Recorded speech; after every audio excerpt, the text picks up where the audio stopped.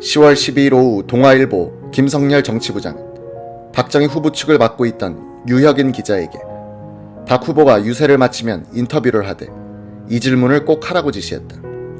질문은 만약 낙선되어도 국민의 심판을 따르겠습니까? 이었다. 김 부장은 박정희가 선거에서 패배하면 과연 군부가 결과에 승복하겠는가 하는 의구심이 있었으므로 박정희의 답은 뉴스거리라고 판단했다. 몇 시간 뒤 유혁인 기자로부터 전화가 걸려왔다. 박 의장과 단독 인터뷰를 하고 있는데 타사 기자들이 몰려와 마지막 질문을 못했습니다. 그런데 한 가지 방법은 있습니다.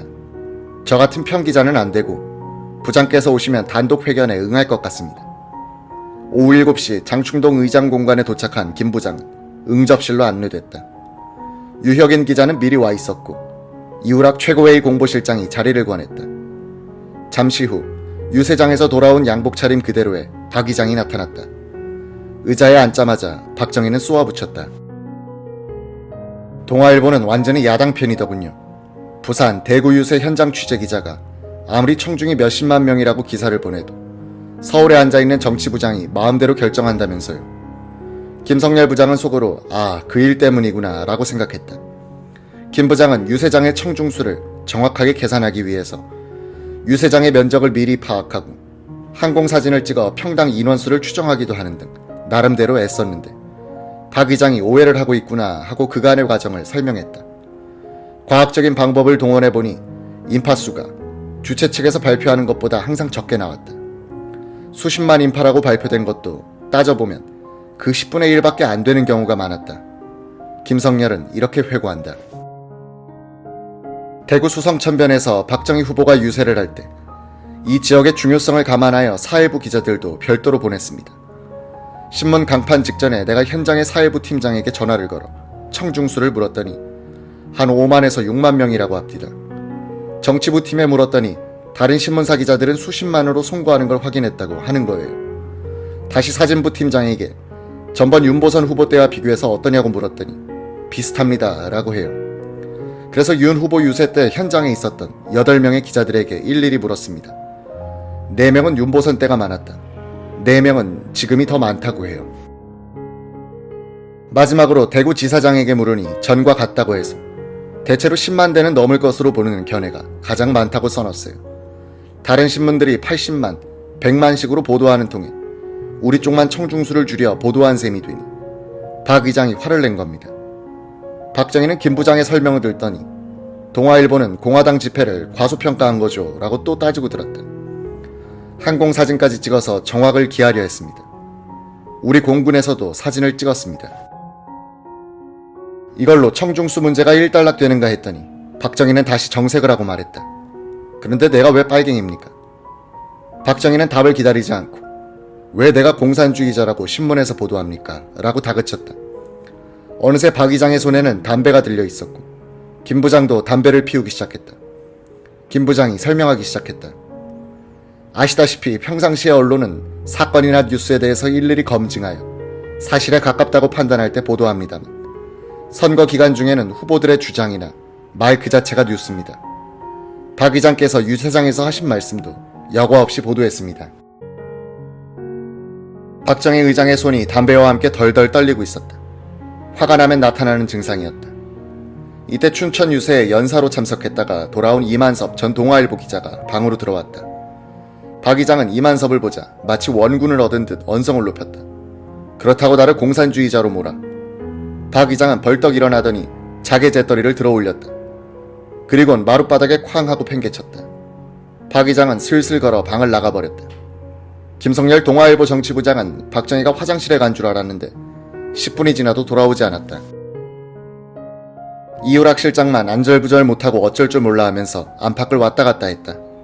이 실장은 곧 나오실 겁니다 라고 했다. 김 부장은 이 실장에게 말했다. 회견하실 뜻이 없으면 그냥 가겠습니다. 신문사 체면도 있고 제가 개인적으로 온 것도 아니고 그렇게 하시는 것이 좋을 것 같습니다. 오늘 영감이 피곤하셔서 좀 흥분하신 것 같습니다. 원수지간도 아닌데 인사나 하고 가시죠. 이후락의 안내를 받아 김 부장이 들어간 곳은 응접실과 붙어있는 침실이었다. 박정희와 유경수가 서 있었다. 김 부장이 박정희에게 저는 그만 가보겠습니다라고 인사하니 박 이장은 다가와서 말없이 손을 쑥 내밀었다. 한복 차림의 유경수는 거의 90도로 허리를 굽히면서 말했다. 너무 무리하게 유세 계획을 짰지 뭐예요. 새벽부터 밤까지 강행군을 며칠씩 하니 저 양반이 너무 피곤해서 잠을 못 이루는 날이 많았습니다. 오늘 너무 흥분하신 것 같으니 양해하세요. 김 부장은 속으로 야, 이렇게 얌전한 부인이 저 박 이장같이 성미급한 남자를 만나 모진 고생을 하겠구나 하는 생각이 들었다. 이때 옆에 있던 박 이장이 다시 고함을 치다시피 했다. 내가 형 한 사람 때문에 두고두고 공산당으로 몰리는데 내가 왜 공산주의자요? 박정희는 분노로 온몸을 부들부들 떨고 있었다. 김 부장은 재빨리 침실을 빠져나와 가파른 계단을 따라 1층으로 내려갔다. 뒤따라 나온 유경수는 김 부장이 계단을 따라 내려와 현관에서 신발을 신을 때까지 지켜보면서 미안합니다 라는 뜻을 전했다. 김성열 부장은 공간을 나서면서 유혁인 기자에게 오늘 있었던 일을 그대로 기사로 써 라고 했다. 유 기자는 부장님, 만일 신문에 그렇게 나가고 박 이장이 낙선하면 광화문 사옥이 박살날 겁니다 라고 했다. 김성열 전 동아일보 사장은 군대를 잘 알던 유혁인 기자는 겁을 냈고 군대를 잘 모르던 나는 오히려 겁이 없었다고 회고했다. 10월 14일자 동아일보 1면에는 박정희, 윤보선 두 후보와의 인터뷰 기사가 실렸다. 박정희와의 인터뷰 기사는 유혁인 기자가 끝마무리를 짓지 못했던 12일 오후의 단독 회견 내용이었다. 춘천에서 대통령 선거 유세를 마치고 장충동 의장 공관으로 돌아온 박정희 후보가 유혁인 기자에게 직설적으로 자신의 감정을 표현했던 것이다. 야당 사람들이 지금 별의별 짓을 다 해가며 선거 분위기를 흐리게 하고 있으니 개표가 끝날 때까지 또 무슨 장난을 할지 큰 걱정입니다. 지금 야당 사람들 하는 것을 보면 개표할 때 무엇을 집어넣든가 또는 무슨 짓을 해서라도 부정이다 뭐다 하지 않을 것 같소. 이번만은 무슨 일이 있더라도 공명선거를 하려고 이렇게 노력하는데도 야당 사람들은 수단 방법을 가리지 않고 있으니 분통이 터질 노릇이 아닙니까? 지금 그 사람들한테는 법이 있습니까? 잡아가라고 떠들어댄다는 것도 잘 알고 있습니다. 그저 꾹 참고만 있습니다만 선거만 끝나면 모조리 다 가만두지 않을 테요. 나는 지금 테러를 당하고 있어요.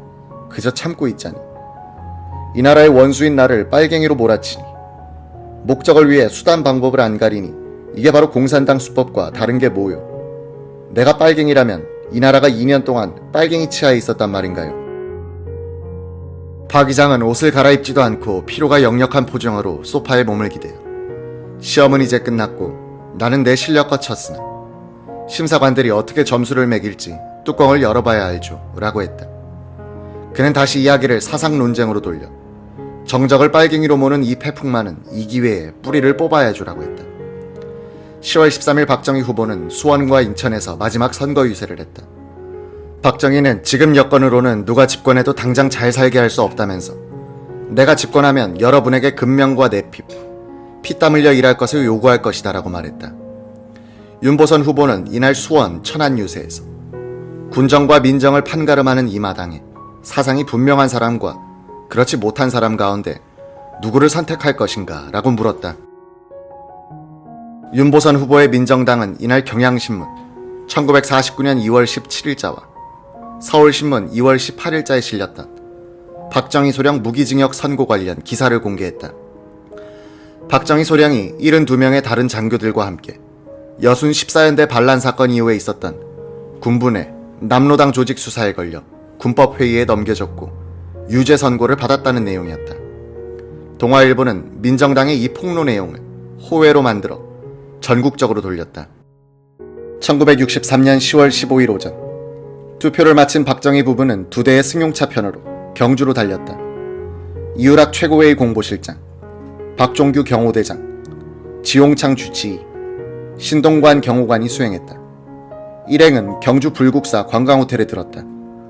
이 운명의 밤 윤보선은 미국 정보기관 요원의 집에서 그리고 박정희는 민족사의 영광이 서린 불국사 근처에서 국민의 심판을 기다렸다. 박정희 부부는 110호실, 이우락 실장은 103호실에 들었다. 110호실에서는 개표중계 라디오 방송 소리가 새나왔다. 103호실에서는 이 실장에게 개표 결과를 알리는 전화벨 소리가 자주 울렸다. 개표 직전까지도 박정희의 낙승을 의심하는 사람들은 많지 않았다. 초저녁 투표함의 뚜껑이 열리면서 의외의 드라마가 펼쳐지기 시작했다. 윤보선 후보가 앞서 나가기 시작한 것이다. 16일 새벽 3시 현재 윤보선은 서울, 경기, 강원, 충북, 충남에서 박정희를 크게 앞섰다. 박정희는 전북, 전남, 경북, 경남, 제주에서 윤보선을 압도했다. 부산은 막상막하. 남북으로 표의 흐름이 극명하게 갈린 것이다. 윤보선은 약 82만 표, 박정희는 약 80만 표. 2만 표이던 표차는 계속 벌어져 한때는 23만 표의 격차를 이뤘다. 불국사 관광호텔 110호실에서는 라디오 소리도 멎었다. 박정희는 책장을 넘기다가 잠에 들었다고 전해진다. 유경수는 트랜지스터 라디오를 바깥으로 들고 나와 심각한 표정으로 개표 방송을 들었다. 다음날 아침, 박정희는 이우락 실장, 주치의, 지용창 등 수행원들과 함께 아침 식사를 함께 했다. 박 의장은 간밤에 개표 중 사고는 없었는가라고 물었다. 이 실장은 개표는 순조롭지만 표차는 크게 달라지지 않고 있습니다 라고 말했다. 그때 윤보선은 약 7만 표 차이로 박정희를 앞서고 있었다. 박정희는 이렇게 말했다고 한다. 공명선거란 집권자가 떨어져도 좋다는 마음에 준비와 결심이 있어야지. 사실 나는 마음의 준비가 돼 있어. 이날 마음의 준비를 하고 있었던 또 다른 인물은 민기식 육군 참모총장이었다. 그는 선거에 군부가 개입하는 것은 저지시켰으나 육군 본부와 논산훈련소에서만은 지휘관이 장병들을 상대로 박정희 홍보를 하도록 했다. 16일 새벽 박정희의 패색이 짙어진다고 판단한 민기식은 책상 정리를 하면서 형무소에 들어가 입으로 또 준비시켰다고 한다. 민기식은 육군 본부와 논산을 제외하고는 군인들이 몰려 사는 거의 모든 지역에서 윤보선 후보의 표가 박정희보다 더 많이 나오는 것을 보고는 군인들이 처음으로 소신껏 투표했음을 확인할 수 있었다. 서울역 앞 에비슨 회관 앞에 있던 공화당사는 공황 상태에 빠져들고 있었다. 기획상황실에서 전화기 19대를 통해서 개표 상황을 집계하던 20여 명의 당원들은 15일 자정을 넘기면서 윤보선이 본격적으로 앞서 나가자 연필과 전화통을 집어던지고는 안절부절 못했다. 이들을 지휘하던 김용태도 얼굴이 새파랗게 질렸다. 5.16 전야 광명인쇄소에서 김종필, 이낙선과 함께 혁명 공약을 인쇄하는 일을 감독했던 김용태는 운전기사를 시켜서 권총을 가져오게 했다고 한다. 선거에서의 패배는 자신이 목숨을 걸었던 5.16에 대한 국민들의 부정을 뜻한다고 생각한 그는 에비슨 회관 뒷동산의 아카시아 숲에서 자결할 궁리를 했다는 것이다. 15일 밤에는 사람들로 붐비던 공화당사도 박정희가 질 것 같은 분위기로 돌자 어느새 자취를 감추는 사람들이 많이 생겨 썰렁해지기 시작했다. 일부 당원들은 컴컴한 방 구석에 모여 이러면 진다. 중앙선관위에 전화를 걸어 개표를 중단시키자고 합의했다. 김영욱 정보부장의 지시다. 개표를 중단시키자라고 떠드는 사람도 있었다. 이들을 단호하게 눌러버린 사람이 김용태였다고 전한다. 그는 그런 무모한 짓이 어딨어. 조용히 기다려봐 라고 호통을 쳤다. 제자리로 돌아간 당원들은 입버릇처럼 되어 있던 절대 다수니 65% 지지니 하는 소리는 아예 팽개치고 그저 한 표라도 더 나와야 할 텐데 하면서 발버둥치는 모습들이었다고 한다. 16일 오전 개표 진척도가 늦었던 전라도, 경상도의 투표함이 본격적으로 열리고 박정희 표가 쏟아지면서 박정희, 윤보선의 표차는 좁혀지기 시작했다. 16일 오후가 되면서 박정희 후보의 신승이란 전망이 나오기 시작했다. 16일 저녁부터는 박정희가 역전승의 대세를 확실하게 잡았다. 17일 새벽 4시 현재 박정희는 윤보선에 대해 약 9만 2천 표 차이로 앞서고 있었다. 박정희를 경주까지 수행했던 한 측근은 10월 16일 새벽을 넘기는 일은 5.16 새벽 한강을 넘어서는 일보다 더 어려웠고 지루했다고 말했다. 중앙선관위는 17일 오후 3시에 전국 개표를 모두 끝냈다. 5대 대통령 선거의 투표율은 84.9%, 유효 투표율은 91.3%, 박정희는 470만 2640표를 얻어 454만 6614표를 얻은 윤보선을 15만 6026표 차이로 둘러 제5대 대통령에 당선되었다. 서울, 경기, 강원, 충청 지역에서 크게 패배한 박정희는 전라도, 경상도, 제주도에서의 압승으로 이를 만회했던 것이다. 경주에서 대통령 당선을 확인한 박정희는 10월 17일 밤을 대구에서 보낸 뒤 승용차 편으로 고향인 경북 선산으로 향했다.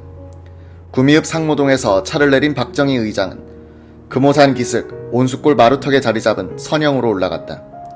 길가에 늘어선 주민들에게 박 의장은 어떻게 알고들 나왔습니까?